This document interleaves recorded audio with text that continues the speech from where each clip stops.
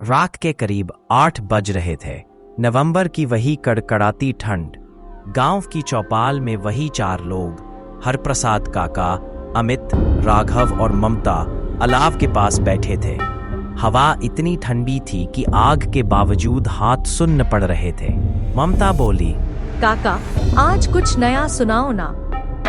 ऐसी कहानी जिसमें डर हो, रहस्य हो और रूह कांप जाए। ठीक है ममता, आज जो सुना रहा हूँ वो कहानी नहीं, सच है। इतना सच कि आज भी उस रास्ते पर लोग अकेले नहीं जाते। तीनों लोग चौंकन्ने हो गए। ये बात बहुत पुरानी है। नवंबर की वही ठंडी रात, गांव में सन्नाटा, हवा सरसराते पेड़ों को हिलाते हुए बाजू से गुजर रही थी। मेरे चाचा शरद चाचा अपने दोस्त की शादी से लौट रहे थे।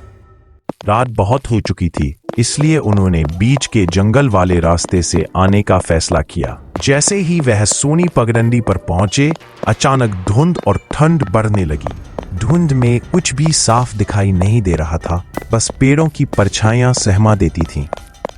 चलते चलते अचानक उन्होंने देखा, एक बच्ची सफेद फ्रॉक पहने रास्ते के किनारे खड़ी।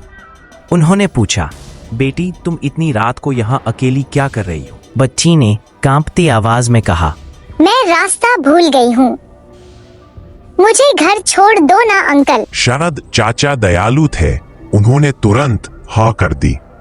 बच्ची उनके साथ धीरे धीरे चलने लगी। चलते हुए चाचा हर थोड़ी देर में उसे देखते, लेकिन अजीब बात थी, बच्ची के पैर जमीन पर पड़ ही नहीं रहे थे। लेकिन धुंध इतनी थी कि चाचा को साफ दिख नहीं रहा था। कुछ मिनट चलने के बाद अचानक बच्ची बोली, थोड़ी दूर और मेरा घर आ गया। चाचा ने आगे देखा। पगडंडी के किनारे एक टूटा हुआ काला ध्वस्त सा कच्चा घर था। दरवाजे पर ताला लटक रहा था, जैसे कई सालों से वहां कोई रहता ही ना हो। चाचा बोले, ये तुम्हारा घर कैसे हो सकता है? ये तो सुनसान लगता है। बच्ची ने धीरे धीरे उनकी तरफ मुड़कर कहा, अंकल, आपने मेरी मदद की, इसलिए मैं आपको चेतावनी देने आई थी। उनकी रूह कांप गई। बच्ची के चेहरे से अचानक धुआं उठने लगा, आंखें काली पड़ गईं और आवाज भारी हो गई। इस रास्ते पर आज मत आना, वरना तुम वापस घर नहीं पहुंचोगे। यह कहकर बच्ची हवा में घुल गई। चाचा डर के मारे भाग गए, लेकिन जितना वो भागते, रास्ता उतना ही लंबा होता जाता। पैरों में से किसी के दौड़ने की आवाज आती, कभी हंसी, कभी चीखें। आखिरकार सुबह गांव वालों ने उन्हें बेहोश हालत में पगडंडी के पास पाया।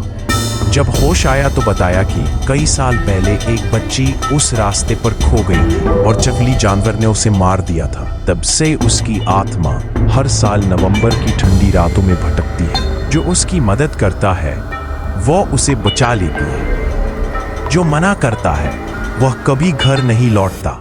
यस, हरप्रसाद काका ने कहानी खत्म की और आग की लपटें ऊंची हो गई। ममता थरथरा गई, अमित और राघव भी चुप हो गए। काका ने अंतिम बात कही, याद रखना, ठंड और धुंध वाली रात में उस पगडंडी से अकेले मत गुजरना, नहीं तो अगली सुबह तुम्हारा नाम भी गांव की किसी कहानी में होगा।